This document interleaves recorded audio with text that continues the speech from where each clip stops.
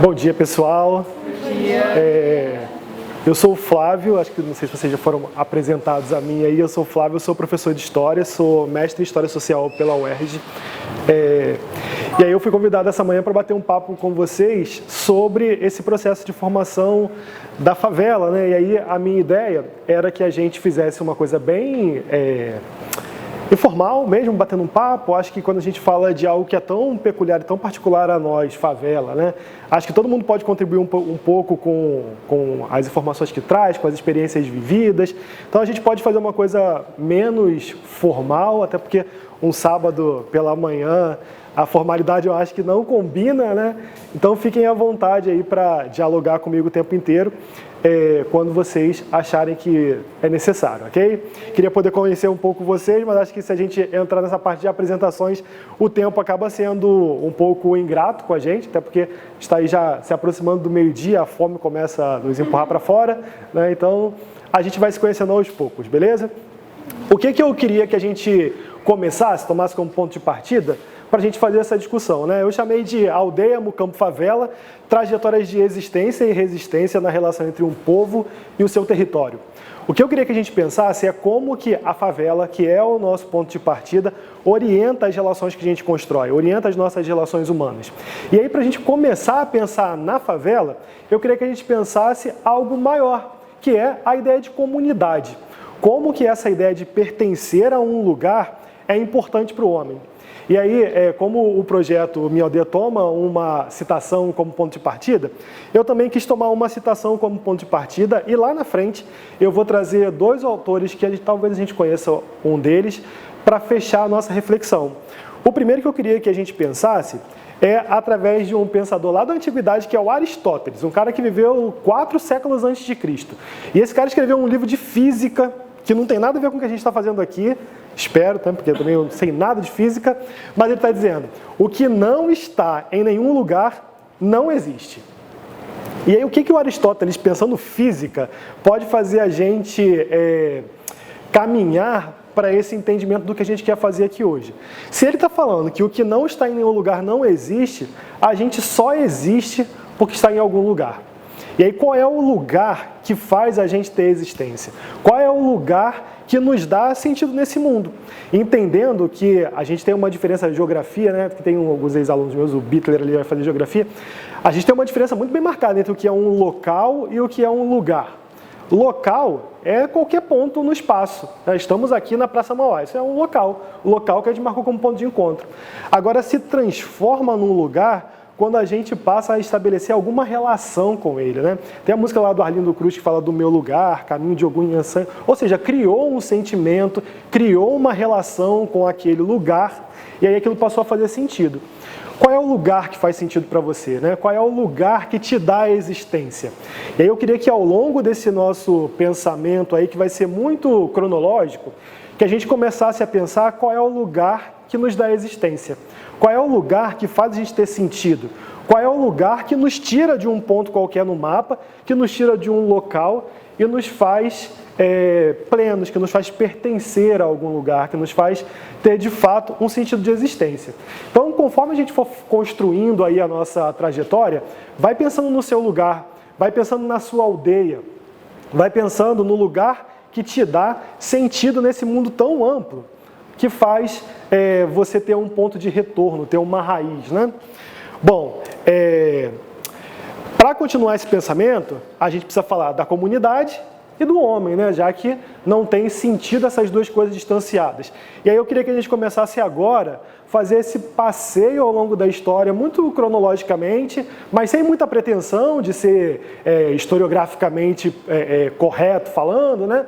Mas que a gente fosse compreendendo como que a favela que a gente conhece hoje, ela não surge do nada, né? Ela é fruto de um processo longo, de uma trajetória de construção e, como eu chamei lá no início, acima de tudo, de resistência.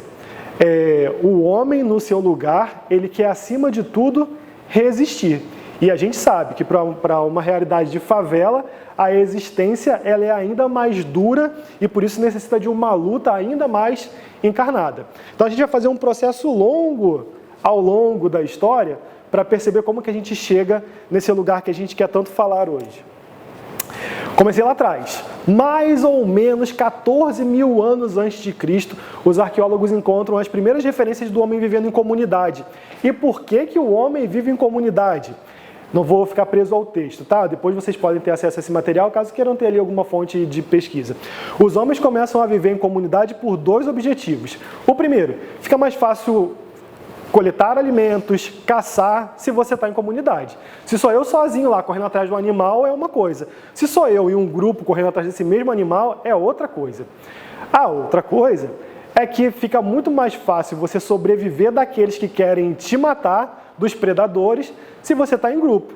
Uma coisa é tem um leão ali querendo me pegar. A outra coisa é se esse leão quer pegar a mim e um grupo de 50 pessoas. Fica muito mais fácil se desvencilhar dele, né? Então, o que faz os homens começarem a viver em comunidade é o desejo de sobreviver. É mais, não é nem o desejo, é a necessidade. A gente vive em comunidade porque a gente precisa.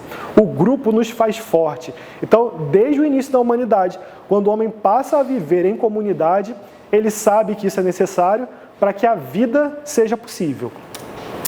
Aí a gente atravessa, depois de alguns anos, e a gente chega no nosso continente americano. A vida começa lá na África, né? Portanto, somos todos aí afrodescendentes. E aí, em algum momento, esses homens atravessam os oceanos e chegam aqui na América. Esses nossos antepassados vão se estabelecer aqui mais ou menos há 10 mil anos atrás. E os nossos paleo-indígenas, como a gente chama os povos nativos lá, mais antigos, né? Eles vão começar a viver aqui em aldeias. E aí, o que é uma aldeia, né? Esse termo que é tão caro para vocês aí. Uma comunidade onde as pessoas vivem com um objetivo, manter ali suas tradições, seus costumes, tentando fazer com que a sua sobrevivência seja não só apenas material. A gente não existe só porque a gente se alimenta. A gente existe porque a gente é um conjunto de muitas coisas. É a nossa subjetividade que nos dá a diferença, né? Eu consigo perceber que você é diferente da colega que está do seu lado, porque tem um monte de subjetividade se manifestando.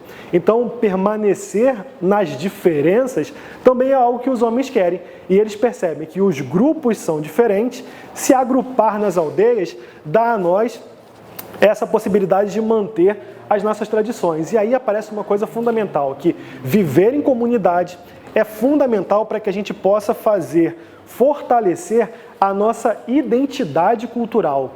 Ou seja, aquilo que o meu grupo faz e que dá característica ao meu grupo, a forma com que eu me alimento, a forma com que eu danço, a forma com que eu converso com os meus iguais, a forma com que eu estabeleço as relações cotidianas na rua, em casa, no meu bairro. Isso faz parte daquilo que é identitário para nós, a nossa identidade cultural. E isso vai nos fazendo nesse nosso lugar. Então, desde lá de trás, nossos primeiros povos já estão, ainda que sem pensar na questão conceitual da coisa, eles já estão preocupados em preservar a sua identidade cultural. Aí eu vou dar um salto no tempo. E eu vou chegar lá no ano de 1565, quando a cidade do Rio de Janeiro, e aí a gente está partindo do macro, né, para chegar ao micro. Saímos lá do surgimento do homem em comunidade, chegamos no homem na América, agora a gente chegou aqui, na nossa cidade. Lá em 1565, o Rio de Janeiro é fundado. E aí qual é o objetivo, por qual motivo os portugueses vão fundar aqui essa cidade? Não sei se vocês lembram disso lá da época da escola, mas os portugueses fundam a cidade, traumatizada ali, né? A história traumatiza alguns. Os portugueses vão fundar essa cidade porque os franceses estavam querendo invadir, na verdade tinham invadido, né? E aí, para expulsar os franceses daqui, eles fundam essa comunidade. Vejam, fundar uma comunidade no Rio de Janeiro, fundar uma cidade no Rio de Janeiro, cumpre qual objetivo? Proteção, defender. Então, os portugueses estão chegando aqui, estão fundando uma comunidade com o objetivo de proteger as suas conquistas, tal qual o homem lá atrás se organiza em comunidade para proteger o seu grupo. Então, milênios se passaram, séculos se passaram, na verdade, né? Olá, bom dia. Séculos se passaram e o homem continua com a necessidade de proteger. Nesse aspecto da fundação do Rio de Janeiro, eu ressaltei alguma coisa ali importante, que é a cidade é fundada na Batalha de Uruçu-Mirim, que é ali onde hoje está mais ou menos a região da Praia do Flamengo, e era uma região habitada por comunidades nativas. A treta é de quem? É de portugueses e franceses, de dois grupos privilegiados, dois conquistadores. Mas quem se dá mal nessa história toda são os indígenas.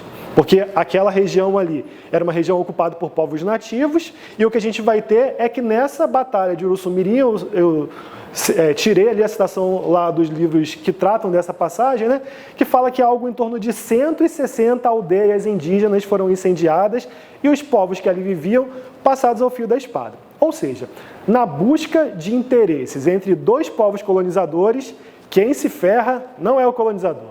Quem se ferra é aquele que, de alguma forma, está colocado numa posição inferior, os povos nativos. E a gente vai começar a perceber que isso é uma permanência na história da cidade.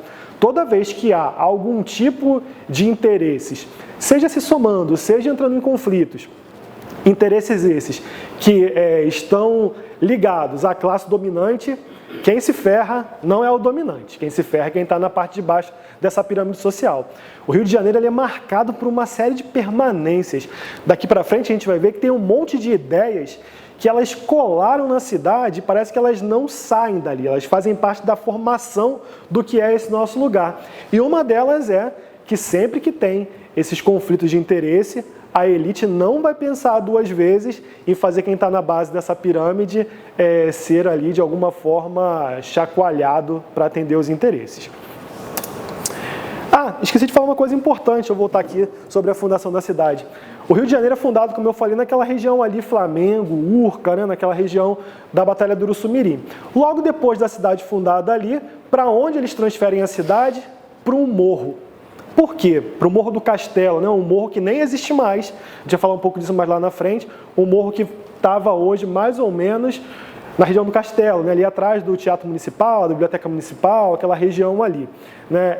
Por que os portugueses transferem a cidade para um morro?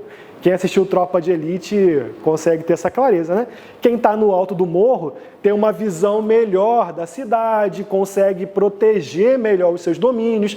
Então os portugueses vão colocar a cidade lá no morro para que eles consigam observar melhor a entrada da Baía de Guanabara e aí defender melhor. Só um parênteses, né? A gente vem do lado de lá da Baía de Guanabara, de Niterói, os portugueses percebem que a boca da Baía tem duas entradas. De um lado eles fundam o Rio de Janeiro e do outro lado precisa de alguém para vigiar também. O que eles vão fazer? Vão colocar um nativo lá para fundar ali uma cidade para ser também um aliado nessa defesa. Quem é esse nativo? Araribóia, né? Esse que hoje está lá com a sua estátua de braço cruzado na entrada das barcas em Niterói. Colocar o Araribóia lá é dar essa importância para os nativos?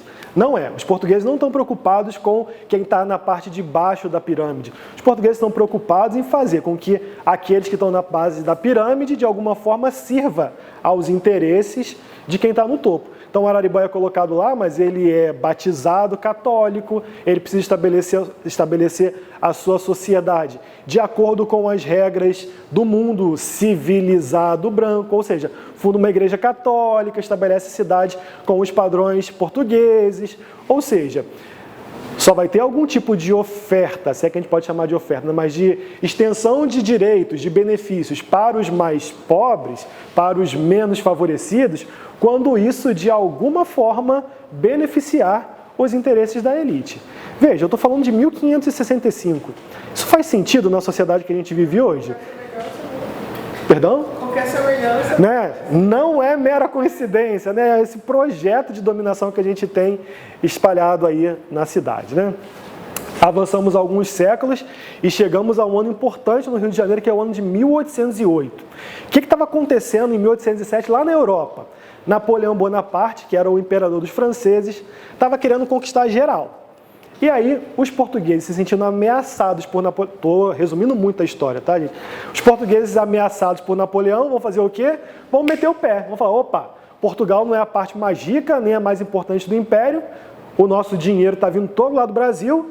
Vamos pegar todo mundo e transferir para o Rio de Janeiro. E isso acontece em 1808, a corte portuguesa chega no Brasil, na verdade chega no Rio de Janeiro. Mais ou menos algo entre 10 a 15 mil pessoas desembarcam no Rio de Janeiro. O Rio de Janeiro era uma cidade colonial. Estima-se que o Rio de Janeiro, nesse período de 1808, tinha algo em torno de 16 ruas. 16 ruas não tinha mais do que 200 casas. Aí você pode imaginar, uma cidade que tem 200 casas, de uma hora para outra recebe 10 mil pessoas. A conta não fecha. O que vai acontecer? Falta moradia para esses nobres portugueses que agora estão chegando aqui. E aí tem uma questão. Os nobres não têm casa. O que precisamos fazer? Arrumar moradia, do dia para a noite. Quem vai chorar nesse processo? Do dia para a noite, ou melhor, da noite para o dia, vai passar um representante do rei na sua porta e ele vai fazer uma pichação lá, vai colocar uma letra, 2 letras na verdade, né? PR. Se você acorda de manhã e tem um PR na sua porta, significa que a sua casa virou uma propriedade real. O que aconteceu? Sua casa foi confiscada. Carioca, que desde essa época, bom dia, vantagem. Carioca, que desde essa época já é sacana, vai ler aquele PR de propriedade real e vai dizer, prédio roubado, ponha-se na rua. Resultado, o povo do Rio perde suas casas que são entregues a esses nobres portugueses. Algo em torno de 30% da população carioca é expulsa de suas casas. E aí começa um processo que vai ser uma dessas permanências na história do Rio de Janeiro. Algo que a geografia chama de gentrificação. O que é a gentrificação? Quando você tem um processo de reforma urbana e essa reforma urbana quer, de alguma forma, limpar a cidade. E o que significa limpar a cidade? Tirar tudo aquilo que suja. E a gente não está falando só de coisas físicas, a gente está falando também das pessoas. Quem são as pessoas que sujam a cidade? Pensa aí. Essa palavra ela é horrorosa para falar de pessoas, porque você dizer que uma pessoa suja a cidade, você está considerando aquela pessoa em muito baixa conta. Mas é assim que a elite pensa. Existem alguns grupos que não colaboram nesse processo de higienização da cidade. Vão ser os grupos mais pobres e todos aqueles que têm qualquer característica associada à pobreza. Esse processo de gentrificação ele vai ser uma marca da nossa cidade desde Dom João VI até Eduardo Paes. A gente consegue ver isso várias vezes acontecendo na cidade, que precisa modernizar alguma coisa, precisa higienizar alguma coisa, é o pobre que se ferra. Aqui, Praça Mauá. Perfeitamente, né? Da obra que a gente tira selfie. Exatamente. O que era isso aqui antes dessa reforma Porto Maravilha? Maravilha para quem, né? Será que o povo que morava aqui antes desse processo de reforma foi para onde? Aquelas construções na Barra lá, para a Olimpíada e tal, as pessoas que moravam naquela região, elas foram para onde? Então a gente precisa pensar nisso, que isso começa aqui. Quando Dom João chega, essa população ela é varrida da cidade e ela é jogada para os municípios mais afastados, né, com a possibilidade, com a promessa de que lá eles vão ter terra para plantar e tal, uma promessa que nem sempre era sinônimo de realidade, mas que faz a população ser varrida. Muitos ficam. E por que as pessoas querem continuar na cidade? Porque é perto da cidade que estão as oportunidades de emprego. As pessoas querem morar perto de onde tem trabalho. E aí pensa, tomaram sua casa, mas se você sair daqui, você não consegue trabalhar. Se você não trabalhar, você não sobrevive. E a luta pela sobrevivência é o que faz o homem existir. A gente viu isso desde lá de trás. Então o que as pessoas começam a perceber? Se não tenho mais casa para morar e eu preciso continuar morando na cidade, eu preciso me juntar em uma comunidade de pessoas que também precisam ficar ali para tentar fazer essa vida possível. Então o que eles vão fazer?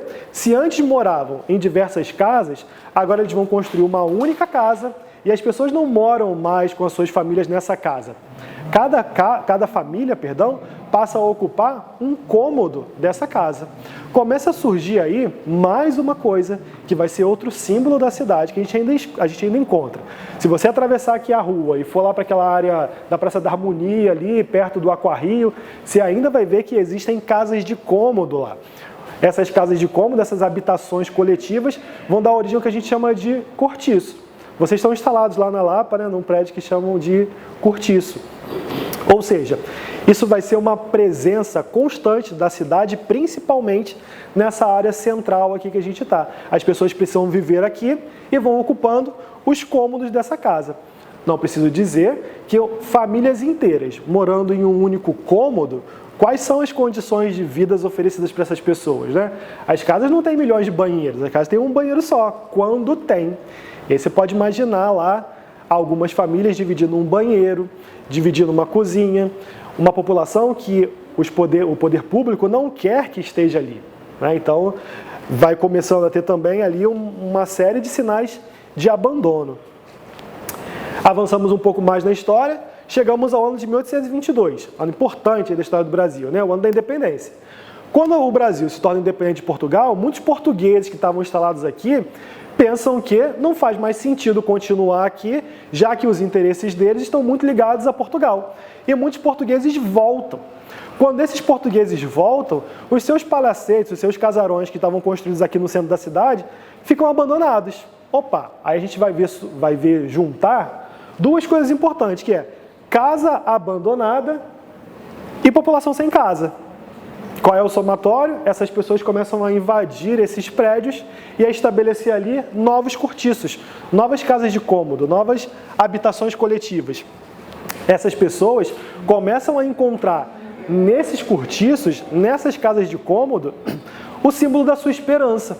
Por quê? Porque se o Rio de Janeiro nessa época era a nossa capital, era aqui que estava concentrada a maior oportunidade de trabalho. Era aqui que estava concentrado o sonho de ter uma vida melhor. Então começa a migrar um monte de gente de outras regiões, vindo para o Rio de Janeiro, buscar aqui uma esperança de uma vida melhor. Chega aqui, tem onde ficar? Tem casa digna? Tem oportunidade de trabalho? Não. Qual é o único lugar que ela consegue encontrar como um refúgio? Os cortiços. Então, esses cortiços passam a ser o refúgio para uma população desamparada que encontra ali a oportunidade de manter viva a sua esperança. Esse discurso que eu estou fazendo, vocês vão reparando que tem algumas palavras ali em maiúsculo e a gente vai perceber como que isso ajuda a formar o que a gente entende como favela hoje. A favela ainda é o lugar onde as pessoas se agrupam sem perder suas esperanças. A favela ainda é esse lugar de refúgio para uma população sem amparo. Então a gente vai percebendo como que nada é mera coincidência, né? A gente está vendo aí um processo histórico longo se desenrolar. Chegamos ao ano de 1870. Nesse ano, o processo abolicionista ganha força no Brasil. Muita gente já entende que a escravidão é um símbolo de atraso e é preciso pôr fim a essa que vai ser uma grande chaga na nossa história.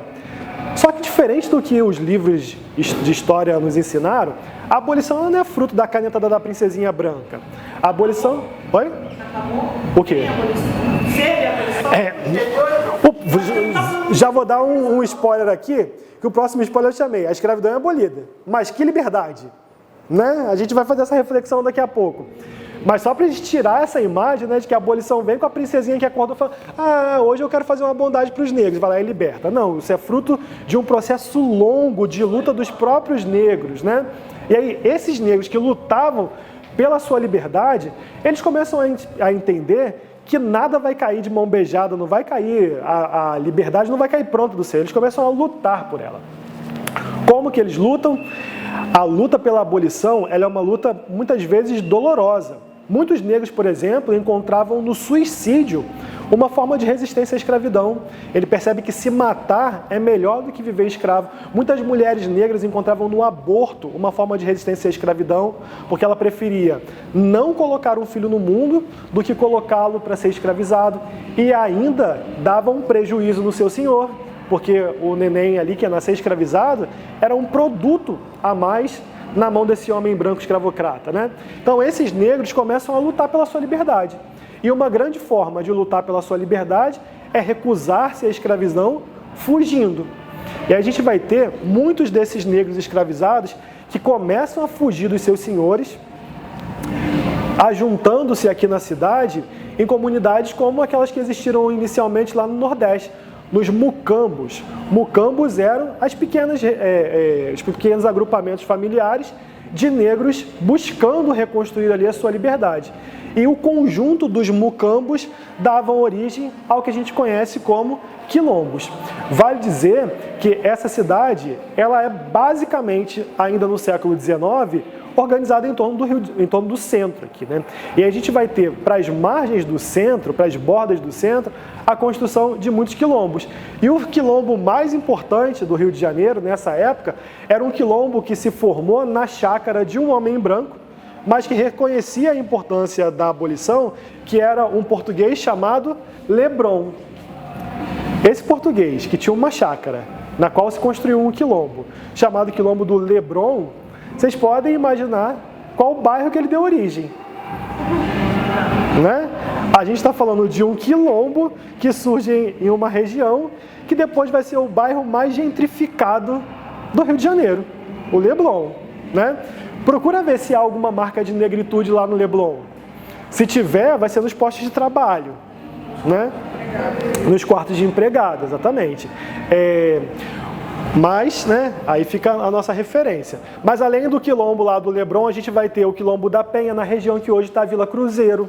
A gente vai ter na região ali da Serra do Meier, né, que divide ali Meier e Jacarepaguá, o quilombo dos Pretos Forros.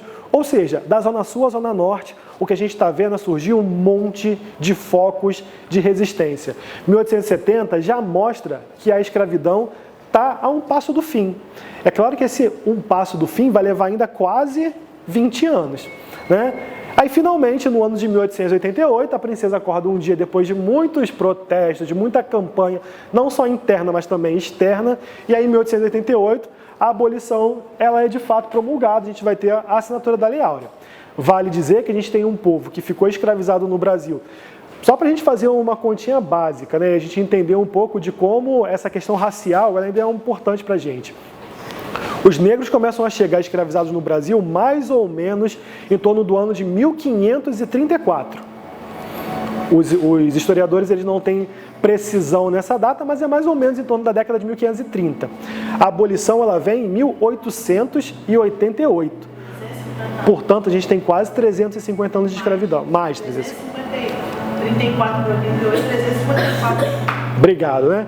354 anos de escravidão. Faz outra coisa, a gente está em 2025. A abolição foi em 1888. Tem quantos anos de liberdade? 112 em 2000, 137. 137, né? Então, assim, a gente tem 350 e poucos anos de escravidão, 130 e poucos de liberdade. A gente entende por que essas coisas, elas ainda são uma chaga, né? Exatamente, né? Bom, é importante dizer que a abolição chegou. Chegou a liberdade? Não. Por quê? Porque você dizer, agora você está livre, tapinha nas costas e vai embora, não há nenhum tipo de preocupação de indenizar esses escravizados, não há nenhum tipo de preocupação em formar esses ex-escravizados para o trabalho. Além disso, o Brasil nessa época convivia com uma coisa chamada de racismo científico. As pessoas acreditavam que quanto mais branca fosse uma população, mais desenvolvida ela seria. E aí, na cabeça do homem branco brasileiro, essa questão se resolve fácil. Se quanto mais branco, mais desenvolvido, quanto mais preto, menos desenvolvido. Se queremos ser desenvolvidos, o que temos que fazer? Apagar o elemento negro. Então, já que não dá para sair com uma arma, como hoje alguns até acham que dá, e sair apagando os negros, eles vão tentar fazer esse apagamento de outra forma. Como? Negando aos negros toda a possibilidade de existência. Mas o povo preto não aceita isso facilmente. Eles vão tentar e conseguir resistir. Só que para resistir, o que eles precisam fazer? Eles precisam permanecer no lugar das oportunidades. Se é que essas oportunidades chegarão para eles. Eles continuam na cidade, no Rio de Janeiro. E não só os que estavam aqui.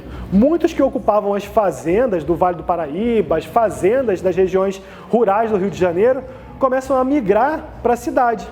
Resultado, começa a chegar um excedente populacional gigante de população negra, que começa a se juntar nesses cortiços esses que agora passam a ser não só de gente pobre, mas de gente pobre e negra, e aí vocês podem imaginar como o preconceito começa a incidir sobre essas comunidades. A gente está começando a ver a ideia de comunidade estar atrelada a uma questão social, econômica e racial. Então, na minha concepção, lá no corpo só está maquiado. Sim. Como é seu nome? Jaqueline. Jaqueline está falando, né, de como essa história que a gente está narrando aqui, como ela ainda é presente, né, como ainda parece que nada mudou. E aí, Jaqueline, tem uma coisa, a sua fala lá começa com uma palavra que eu acho que é a palavra que a gente nunca pode perder de vista, que é, você falou, direitos. A gente não está pedindo nada que não seja um direito. Ou seja, igualdade, tratamento digno, oportunidades, isso é direito. Né? Essas coisas todas não são favores, elas são direito. E aí você faz um link com a questão das oportunidades que aparecem ou que não aparecem, ou que deveriam aparecer na escola pública. Né? Eu sou professor de escola pública, eu dou aula numa escola estadual, lá em São Gonçalo, que é a cidade em que eu nasci, também numa comunidade muito pobre. Vocês conhecem a Bruna, né? A gente brinca muito que eu e a Bruna somos de um bairro muito pobre lá em São Gonçalo, que é o bairro do Boaçu. Um bairro muito marcado pela falta de oportunidade, pela violência. E aí, tá num lugar como esse que a gente está hoje aqui, é uma dessas provas de que a gente consegue resistir. Né? É um ato de resistência. É um ato de resistência. Mas aí tem uma coisa que eu acho que é importante a gente se atentar, que assim, na pirâmide social que a gente vive, por ser... Exatamente. Na base da pirâmide. Mas o que é mais importante do que saber que a gente está na base? É saber quem está no topo. E quem está no topo tem uma visão muito clara de que no topo não cabe todo mundo. Exatamente. No topo cabe muito pouca gente, né? E se quem está na base quiser chegar no topo, precisa expulsar alguém que está no topo de lá. E aí, a gente entende por que a escola pública é um projeto fracassado. Porque ela foi concebida para ser fracassada. Porque se o povo aproveita aquela oportunidade que está lá e entende aquilo ali como uma mola de promoção, empurra... Exatamente, né? Eu acho que teria mudado o contexto. Mas os governantes querem que essa mentalidade chegue lá? Não querem. Tem que ter mão de obra. Exatamente. Tem que ter os escravos ainda. Porque é escravidão você trabalhar 8 horas por dia e ganhar 1.518. Na minha concepção ainda é uma escravidão. Exatamente. Né? Então, se a gente não toma consciência dessas questões, a gente nunca vai entender que naquela escola pública, que ainda que sucateada, ainda que com todos os problemas que a gente conhece, ali tem uma molinha. E essa mola pode fazer a nossa consciência despertar e fazer com que, pouco a pouco, a gente vá subindo os degraus nessa escada. Mas o que acontece? A gente até consegue chegar no topo. Mas nós temos um caso vivo aí de 8 anos atrás, 7 anos atrás, de Marielle. Marielle é cria da Maré. Chegou a PUC. Quantos alunos da Maré chegam a PUC? Incomoda, né? Tem corpos que não são feitos para ocupar outros lugares, né? Exatamente. Só que essa realidade é igual ele. Ele fez prova no Pedro II, no ensino fundamental. Ele não tirou uma nota lá para tirar dos primeiros lugares. Ele tirou em nono lugar. Nós fomos para o Pedro II, depois que ele foi chamado, fez prova de PPI. Cara, precisa provar que é pardo, preto ou indígena. Fez a prova de PPI. Na comissão, eu falei, não vai dar. Eu senti que ainda que tivesse 2 negros lá, eu ainda senti que eles não estão enquadrados, eles estão enquadrados no sistema para não dar oportunidades iguais. E aí tem que se impor. Tem que se impor. Né? Muitas vezes a pessoa até chega ao topo, se vende. Se não se vender, eles vão lá e te calam. Eu acho que a gente precisa...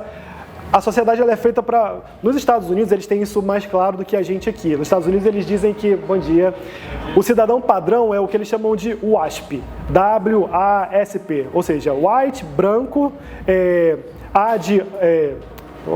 AS, né, de anglo-saxão, ou seja, a sua ascendência tem que estar na Europa, e o P de protestante. Então, se você não é branco, de ascendência europeia e protestante, você não é o tipo padrão. A gente finge que vive numa democracia racial, social, né? Então, assim, somos todos iguais aqui, mas não somos, né? Se você é negro, você vai andar no shopping Leblon, você vai ser olhado. Se você é homossexual, você vai andar de mão dadas com o seu namorado, com a sua namorada, dentro de um lugar conservador, você vai ser taxado. E aí o que você tem que fazer? Você que está ali sendo olhado de forma diferente, vai ter que se ausentar daquele lugar e se conformar com os guetos que querem te colocar? Não, você vai impor o seu corpo ali, você vai impor a sua presença, porque aí as pessoas vão começar a entender de que aquele lugar, ela também é seu. Né? Eu tenho uma sobrinha, a minha irmã é loura, mas casou com um homem negro, e minha sobrinha nasceu com muitos traços do pai. Um cabelão black, armado, lindo. De vez em quando eu levo ela para assistir pecinha de teatro infantil naquele teatro da Gávea. E as crianças, hoje ela já tem 12 anos, elas já conseguem entender isso de uma forma muito mais tranquila, mas a princípio, as criancinhas brancas da Zona Sul olhavam para minha sobrinha como se ela fosse um animalzinho do zoológico. Como se ela fosse um corpo que não deveria estar ali. Né? Mas como ela foi desde cedo criada para ter o orgulho do cabelo, do nariz, do tom da pele, ela faz aquelas crianças insossas engolirem o preconceito. E é assim que a gente vai mudando, né? Fazendo... Porque na concepção deles, o negro tem que estar lá na coisa. Exatamente. E não tem, né? Porque não e não mudou. tem. Eu digo para você que não mudou. Você não tira... Você vai à praia, às vezes eu costumo à praia, quando vem uma pessoa negra, aquele que está lá, que é da Zona Sul, já se retrai, já. Como se todos os pretos fossem ladrões. Acho que essa sua fala combina com o que a gente vai chegar no próximo slide aqui, que é perceber como que essa ideia do perigo vai ganhando o componente da cor. Vejam, essas pessoas que chegam agora para trabalhar no Rio, ex-escravizados, elas são fruto de todo o preconceito. Mas elas entendem que o Rio é o lugar das esperanças. Então elas começam ali a organizar-se nessas comunidades que já existiam, dos cortiços, nessas comunidades que já existiam nos quilombos, ou continuam a construir casas em lugares pouco valorizados da cidade. Áreas de manguezais, áreas mais afastadas dos grandes centros, nos morros da cidade. Essa população que já era vista com preconceito está aqui orbitando a margem, marginalizada. E esse povo que está tendo oportunidade de trabalho negado precisa sobreviver. A pessoa precisa sobreviver, precisa comer e não tem trabalho, o que ela vai ser obrigada a fazer? Né? E aí a gente começa a ver que a falta de oportunidade, ela é a mãe da criminalidade. Se a pessoa não tem oportunidade e ela precisa sobreviver, eles começam a praticar esses pequenos delitos. E aí a gente vai ter um casamento que infelizmente não se dissociou. É olhar para todo preto e achar que ele é um potencial bandido. A gente vê ainda hoje como que isso causa um monte de chaga para nós, né? Quanta gente morre. A gente viu agora em São Paulo recentemente, né? O rapaz correu para pegar o ônibus, o policial foi lá e deu um tiro nele, porque achou que era um bandido. Isso é fruto, né, de uma mentalidade que foi criada lá, séculos atrás, que infelizmente... Mataram um menino na festa junina. Exatamente, né? Exatamente. De São Gonçalo, pois é. Né? Você quer falar? Eu vou falar também quanto a gente também... eu gosto muito de partido, principalmente dessa postura de mulher branca, né? É isso, somos todos racistas, a gente absorve isso, a gente reproduz isso, a gente vai repetindo essas atitudes assim, né? E uma coisa nisso tudo também que me incomoda é muito assim também a gente, no Estado, colocar isso como uma luta individual. Você tem que não ser racista, você tem que não jogar lixo no chão, você tem que fazer a comida dentro. Só que o Estado, é profundo, né? Se a gente vive num ambiente assim doente, né, racista e todas essas outras coisas, naturalmente a gente vai reproduzindo. Sim. Claro que a gente tem as resistências, né? E eu acho também muito bom a gente também falar disso, de resistência, também sem romantismo, né? Claro. Porque a gente inclusive tá aqui, né? Providência, Comboio e tal, mas que de fato, você sobe aqui tem muita história, muitos movimentos que estão resistindo. Mas não é romântico, né? Resistir é difícil, é cruel. As pessoas continuam morrendo, assim, né? Uhum. Então, e tem esse negócio da pirâmide também. A gente não está lutando, não devemos lutar para subir a pirâmide. A gente deve lutar para acabar com ela. O viés é outro. É que nem um funkeiro que consegue dinheiro e fala que a favela venceu. A favela não venceu. Não, ele venceu, ele tá ganhando dinheiro com o funk e é isso. Mas tem muitas outras coisas assim. Então a gente tem que destruir a pirâmide. Esse é o lance. A gente não tem que batalhar para subir no topo. Eu não quero estar no topo da pirâmide, porque se eu chegar lá, eu vou estar explorando quem está embaixo. Sim. É destruir esse sistema, sabe? Doentio, assim. Tá enraizado, de fato, né? Mas. Como é seu nome? Hanna. Hanna. São Gonçalo. Ó. Muito triste saber que tem gente de São Gonçalo. Do seu lado, inclusive, tem a Maria Clara e o Matheus que são meus alunos lá. Fala.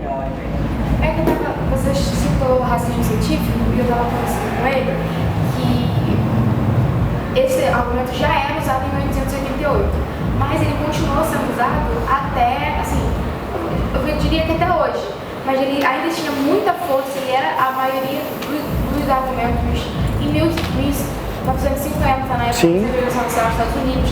Isso a gente pensa, por exemplo, quando a gente está falando de 1888, a gente pensa numa sociedade ainda muito arcaica, que não tinha uma ciência avançada, que não tinha um conhecimento disseminado. Mas em 1950, o ser humano já estava no caminho para a Lua, já estava na corrida espacial. E aí o ser humano já na corrida espacial, já tendo ocupado esses espaços, ainda utilizava o argumento que pessoas negras eram inferiores cientificamente para manter essas pessoas em uma situação de servidão. E aí, quão longo foi esse caminho até isso ser quebrado, ali por 1970, apesar de ainda hoje ser utilizado? Sim. Eu acho que o que você falou, Maria Clara, dessa questão do racismo científico, ele ainda permear as nossas relações, né?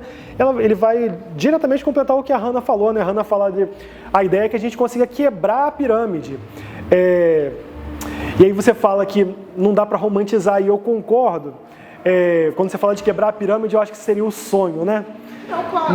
Mas o quanto isso também é utópico, porque a gente vive uma sociedade de dominantes e dominados o tempo inteiro, né? O tempo inteiro, desde que o homem começa a se organizar em comunidade lá atrás, o mais poderoso vai se impor sobre o mais fraco, né? Há controvérsias, porque você começa falando do Flamengo, né? Que inclusive é uma coisa curioso que eu não sabia. Então, essas aldeias no Flamengo e esses povos que está listado, que é irônico, né? A Zona Sul não diferencia em nada aí. Sabe o que é mais irônico? Só para fazer um parêntese. Quando você vai até aquela região ali do Flamengo, tem um monte de monumento. Tem um monumento do Pedro Álvares Cabral ali. Ou seja, aí de vez... Recentemente, 2, 3 anos atrás, tacaram fogo no monumento de Pedro Álvares Cabral ali. É só vandalismo? Não, tem um que é de protesto, porque se é uma área, aquela região Glória, já um pouquinho ali, né? Se ali é um local da memória do povo nativo, por que o dominante quer ressaltar ali a memória do colonizador? Né? Tem uma afronta. Agora, São Gonçalo tem mais referência indígena. É uma diferença muito grande de a gente que é de São Gonçalo e vir pra cá. São nomes de presidentes, senadores, portugueses, até cheguei a falar. Enquanto que, assim, você vai pesquisando, são nomes de presidentes de outros países, colonizadores, governadores. Você vai ver normalmente onde eu trabalho, tem as plaquinhas do nome das ruas. Aí tem nome, Visconde Branco, Visconde do Rio Branco, não sei o que, barão da época, general, aí tem coisa específica. São as memórias que se querem conservar, né? Em São Gonçalo a gente tem certas ruas que já dão indícios para povos nativos, aí tem o Tamoio, que era a comunidade indígena de lá, aí tem referências ao Tupi bem mais presente do que aqui, de alguma maneira. Sim. Aqui é o centro do dominador, né? O dominador está aqui, né? Então ele quer ressaltar a memória de quem, de alguma forma, fortalece aquilo que ele é, não o oposto, né? Gente, precisa avançar porque o papo está ótimo, mas o nosso tempo é curto. Então, eu vou avançar, mas fiquem à vontade para acrescentar, interromper quando vocês quiserem, tá, pessoal? Eu acho que vai dar tudo certo. Bom, queria nesse slide aqui falar um pouco sobre essa questão do preconceito que vai se agregando, e aí a fala da Hanna, da Maria Clara, da Jaqueline ajudaram a gente bastante nisso. Viramos o século... Na verdade, não viramos o século ainda, viramos o regime, a gente já está nos tempos republicanos, e aí o que a gente vai ter é que em 1896 estoura a Guerra de Canudos lá na Bahia. Aí você vai me perguntar, mas Bahia, Guerra de Canudos, o que isso tem a ver com o Rio de Janeiro? É uma coisa muito importante. Essa plantinha aqui, alguém já viu? Essa plantinha tem um nome que vai ser conhecido. Essa planta... Não, essa daqui é a favela. Essa planta é a favela. E aí, o que é a favela, Canudos, Rio de Janeiro? O que isso tem a ver? A junção é a seguinte: o que era o povoado de Canudos? Um monte de gente pobre do sertão baiano, oprimido pelos poderosos, que encontram na possibilidade de se juntar em comunidade a chance de ter uma vida melhor. E essa galera vai se juntar sob a liderança de um cara chamado Antônio Conselheiro em um povoado para tentar construir uma vida de liberdade, de melhores oportunidades. Só que os poderosos não vão gostar nem um pouco disso. Quando o formigueiro se junta, ameaça, né? Aquela coisa da base ali que a gente falou. Então os poderosos não querem que isso continue. O que eles vão fazer? Eles começam a organizar um monte de expedições militares para ir lá destruir o povoado. Só que aquele povo resiste. O povo resiste a primeira vez, o povo resiste a segunda, o povo resiste a terceira, e o povo vai dando coça nesses militares. O povo sertanejo, morto de fome, lutando com pau e pedra, vai vencendo os militares. Só que quando chega na quarta expedição, o governo já acha que isso é uma vergonha. O que o governo quer? Acabar de vez. Para acabar de vez precisa de quê? De soldados. Daí o presidente vai falar o quê? Vai falar, vou fazer uma grande convocação de militares. Mas o povo quer ir morrer lá no interiorzão da Bahia? Não, então o presidente tem que oferecer alguma coisa em troca. O que ele fala? Ele fala, venham lutar com as Forças Armadas Brasileiras, que se vencerem, vocês serão bonificados. Com o quê? Com uma casa. Vence os miseráveis de Canudos e, como consequência, como prêmio, vocês vão ganhar uma casa. Resultado, esse monte de militar vai para lá. E eles percebem que para ganhar aquele povoado, eles precisam estudar como eles se organizavam. Eles vão subir no morro para ficar observando aquela galera de Canudos. E esse morro era repleto dessa vegetação, dessa planta, uma planta arbustiva chamada favela. Então esses militares se organizam num morro em torno da favela e ali constroem uma comunidadezinha inicial para observar Canudos. Observam e depois de observarem vão lá e destroem Canudos. Mata todo mundo, destrói tudo, faz aquilo que o governo queria. Quando eles fazem isso, o que eles pensam? Ganhamos. O que a gente quer agora? A gente quer que o governo cumpra a sua promessa. Então, esses militares saem da Bahia, vêm todos para o Rio de Janeiro.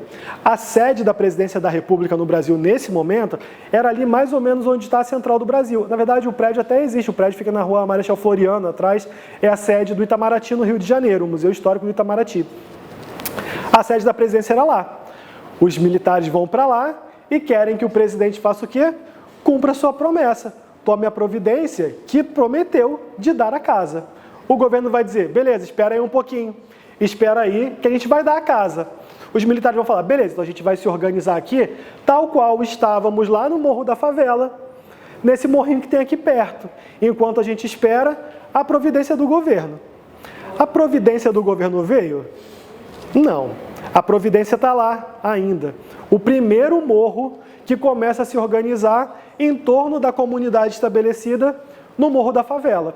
Então ali surge a primeira comunidade da favela, no morro que hoje a gente chama de Morro da Providência. Porque em muito pouco tempo, todas as comunidades carentes de pessoas esperando algum tipo de oportunidade, com casebres, com falta de oportunidade, passam a ser chamadas de favelas. E aí a gente vê esse nome que aparece lá na Bahia se tornando algo presente aqui na paisagem do Rio de Janeiro.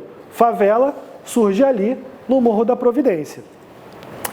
Avançando um pouco mais, aí já falei dos militares que chegam, né, Morro da Providência.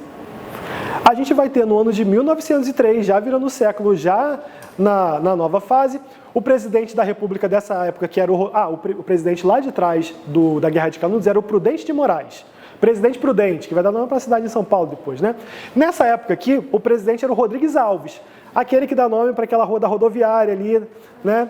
Rodrigues Alves tem um projeto, transformar o Rio de Janeiro na vitrine da nação. Se o Rio de Janeiro for uma cidade moderna, o Brasil todo vai ser visto como moderno. Então, Rodrigues Alves vai colocar na prefeitura do Rio de Janeiro um prefeito arquiteto, Pereira Passos, aquele que está ali com o monumento atrás da Candelária. Pereira Passos tem qual objetivo?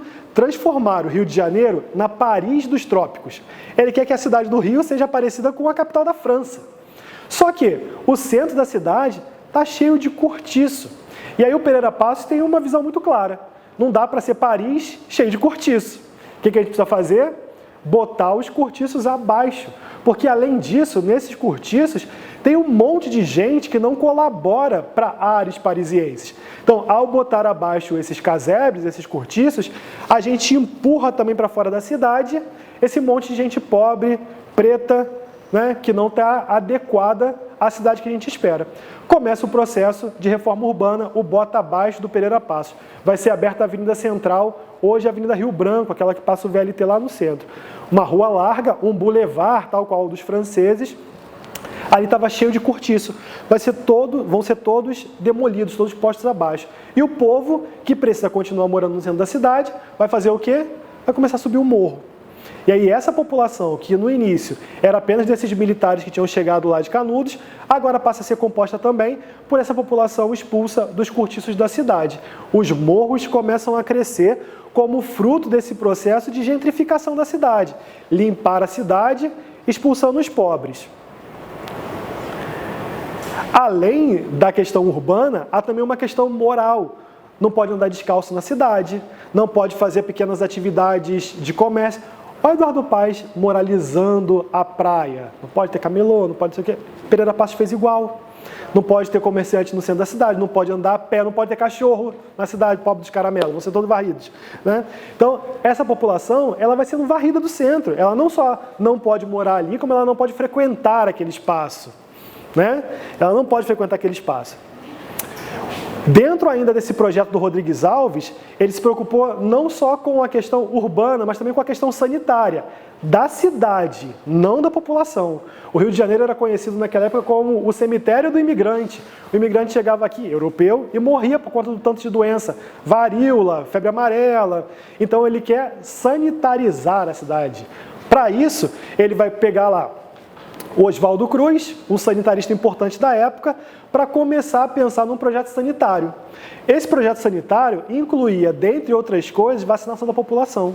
Só que é um processo de vacinação que esclarece a população dos motivos? Não, ela autoritariamente, e aí o autoritarismo é outra marca do poder público quando se dirige à população menos abastada, autoritariamente, ele vai começar um processo de entrar nas casas para vacinar as pessoas. As pessoas, é óbvio, não vão aceitar essa imposição autoritária de uma vacinação. O desconhecimento, a mentalidade da época, tudo isso colabora. Resultado, essa população mais pobre que recusa a vacina vai fazer uma revolta. Uma revolta, inclusive, que vai ter essa área aqui como um dos grandes polos, né? Prata Preta, que dá nome hoje para um bloco de carnaval aqui da Praça da Harmonia, né? É o grande líder, um homem preto, capoeirista, é um dos grandes líderes dessa revolta. Mas o que tem de mais importante? É que a gente pobre está se revoltando contra o governo e não está aceitando de braços cruzados pacificamente. Essa gente pobre vai para a rua colocar em prática aquilo que eles querem. Pronto, mais um somatório se colocou aí. Porque agora os pobres, eles não são obedientes e eles são perigosos. Olha o somatório. Povo da favela não obedece e oferece perigo. Então agora, todo mundo que mora na favela passa a ser visto como uma oferta de perigo para essa cidade. Então precisa se defender. A sociedade do asfalto precisa se defender da sociedade do morro. É o nós contra eles que vai ficando cada vez mais claro. É essa pirâmide que vai ficando cada vez mais estabelecida. Né? E aí, ao longo do século XX, essas favelas elas vão crescendo cada vez mais com essas pessoas que migram para cá em busca dessas oportunidades.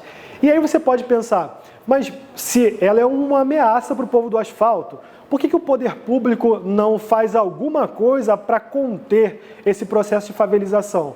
Porque o processo de favelização é uma faca de dois gumes para essa galera do asfalto. Ela oferece ameaça, então eles não querem conviver, eles não querem ser reféns do medo que ele oferece, daí as forças de segurança vão de vez em quando entrar lá para colocar a ordem. Olha aí, unidade de polícia pacificadora, né, imposição da ordem. Mas também é nas favelas que está a oferta de mão de obra barata. Então, eu não quero encontrar com um pobre no banco da faculdade, junto comigo, no Colégio Pedro II, junto comigo, mas eu quero esse pobre limpando a minha casa. Eu quero esse pobre aceitando um subemprego para limpar meu quintal. Então, as favelas, elas passam a ser toleradas, porque elas se tornam o grande celeiro da mão de obra barata. Aí vamos deixar o menino pobre da favela estudar para ele ser doutor? Não, se ele for doutor, quem vai ser o faxineiro? Foi o caso dele. Né? Quarta-feira falaram que estaria até sexta na página o resultado do PPI, foram colocar no domingo. Eu poderia recorrer, falei, quer saber de uma coisa? Fica na pública mesmo. Sua irmã estudou a vida inteira dentro do Complexo Amarelo, dentro da UERJ, então... É isso, né? Vai chegar. Eles passam a ser tolerados, mas negligenciados em tudo que é direito, né? Exatamente, né? Tolera, mas não oferece aquilo que é o direito, né? Eles passam a ter ali essas condições de trabalho e de vida negligenciadas. Bom, e aí a Hannah falou, né, que a gente não pode romantizar, e de maneira nenhuma, porque o que a gente vê é que essa história, ela caminha para construir um cenário muito ruim, um cenário marcado pela precariedade, um cenário marcado pela escassez de oportunidades e, finalmente, um cenário marcado pela violência. Quando que a violência chega com tudo nas favelas? Mais ou menos ali entre os anos 70. Por quê? Porque na década de 70 o Brasil está no auge do seu governo ditatorial. E a ditadura militar vai transformar a polícia, que deveria ser a responsável pela ordem. Se vocês observarem o brasão da Polícia Militar do Rio de Janeiro, vocês vão ver que tem duas coisas lá significativas. Tem uma coroa e tem um ano, que é o ano de 1809. A Polícia Militar é fundada quando a corte chega aqui com qual objetivo? Moralizar os costumes. O que significa moralizar os costumes? Fazer todo mundo se comportar como se comportava a elite branca. Dane-se a sua identidade cultural, dane-se aquilo que você gosta de fazer, você tem que se comportar como os senhores querem. Só que aqui, a polícia militar, ela deixa de ter esse papel de moralizar os costumes e ela passa a perseguir os inimigos do sistema. Então, eles não estão preocupados com o cara que está roubando. Eles estão preocupados com os comunistas que estão ameaçando o governo. Então, essa polícia, ela se afasta das questões práticas da cidade e ela passa a ter motivações claramente políticas. Resultado, no morro, tem alguém pensando em comunismo? Não, a pessoa está preocupada em sobreviver, em ter comida na mesa. Ninguém está preocupado em esse comunismo. Os morros vão ficando abandonados. Se o Estado não chega lá, se o poder público não chega lá, o poder paralelo chega. E aí quem chega a princípio são os homens do jogo do bicho. Esses caras começam a dominar as favelas. Mas logo depois, por questões lá de fora, né, os Estados Unidos vão endurecer muito o combate às drogas da Colômbia. E aí se os Estados Unidos combatem as drogas da Colômbia, onde que os colombianos encontram um mercado fácil para as drogas produzidas por eles lá? Aqui no Brasil. E se a favela era um lugar abandonado pelo poder público, onde se pode fazer tudo, as drogas começam a migrar direto para as favelas. E aí esses traficantes começam a se tornar os donos dos morros, colocando ali uma realidade, né, uma lei particular em que a violência se torna a regra, como a gente conhece hoje. E depois que a ditadura acaba, que não há mais inimigos políticos a serem combatidos, os inimigos voltam a ser a classe perigosa que ocupa os morros. Os traficantes? Infelizmente não só eles, já que toda a população que está por lá é vista também de forma ameaçadora, todo mundo se torna vítima da violência que a gente, infelizmente, nada romanticamente, vê os morros sendo realidade. E aí, que eu já falei, para além de toda essa realidade de violência, de falta de oportunidade, de opressão que a gente viu sendo construída, a gente vê sendo construída também um ato de resistência muito grande pela sua identidade. Né? Hoje que o Rio de Janeiro consegue reconhecer a favela como produtora de cultura, olha quanta cultura, eu ia falar quanta cultura, mas eu acho que quase toda a cultura do Rio de Janeiro, ela é fruto do morro. É o samba, é o funk, é o passinho, né? É o tanto de coisa, o carnaval, que a gente entende como produto essencialmente carioca, nasce nesse balaio cultural que é a favela, que no meio de tanta opressão, no meio de tanta negação, consegue fazer da sua cultura a sua arma de resistência. Então a gente vê que nesse processo que se constrói de uma maneira nada privilegiada, quem está lá só mostra o quanto a luta é necessária e de quanto... Tem um amigo que falava que o ser humano é igual ao pão, né? Quanto mais bate, mais ele cresce. É uma pena que para crescer precisa apanhar, não deveria ser assim, né? Mas no meio de tanta pancada, a gente vê as favelas se tornando, como eu falei ali, né? Esse coração quente, produtor de cultura, criativo, cheio de histórias para contar, né? De histórias que ainda precisam ser contadas. Histórias de luta, histórias de resistência, mas também histórias muito positivas, de pessoas que fizeram daquele espaço o seu lugar de superação. Para concluir, eu fiz aqui uma nuvem de palavras, com palavras que apareceram ao longo dos textos dos slides anteriores, que fazem a gente entender questões que formam aquilo que é a favela. A gente está com o tempo um pouco atrasado, mas eu queria que vocês pensassem depois sobre essas palavras, né? E de como essas palavras podem fazer a gente pensar no nosso lugar. Qual dessas palavras ajudou a construir o lugar que eu ocupo nesse mundo, né? Eu acho que elas servem para a gente pensar a nossa construção a partir da nossa individualidade, mas também da nossa coletividade, né? Entendendo que a gente não existe sozinho, a gente faz parte de uma comunidade. Vou avançar? Você está fotografando? Não, né? Porque aí eu queria que a gente caminhasse para concluir com duas reflexões. Essas reflexões são de dois textos de autores importantes que me trouxeram lá do Boaçu.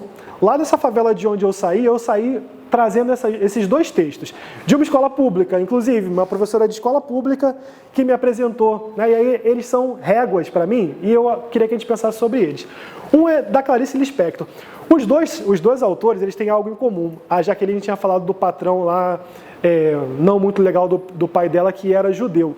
Os dois autores que eu vou trazer são também judeus, e que viveram num período marcado pela opressão, que foi o período da ascensão do modelo nazista. Então, é dentro desse lugar de apanhar, de ser batido ali, sovado como massa, que esses pensamentos surgem. O primeiro é de uma crônica da Clarice Lispector, chamada Pertencer. E aí, eu tenho o texto impresso, depois se alguém quiser ler o texto todo, eu posso compartilhar, mas esse trechinho fala ali, ó, pertencer não vem apenas de ser fraca ou de precisar unir-se a algo ou a alguém mais forte. Muitas vezes, a vontade intensa de pertencer vem em mim de minha própria força. Eu quero pertencer para que minha força não seja inútil e fortifique uma pessoa ou uma coisa. Se a gente viu os homens começando a se juntar lá atrás em comunidade pela necessidade de resistir, pela necessidade de sobreviver, a gente precisa entender, como Clarice aqui, que pertencer a alguma coisa não é só porque eu quero me juntar a alguém que é mais forte.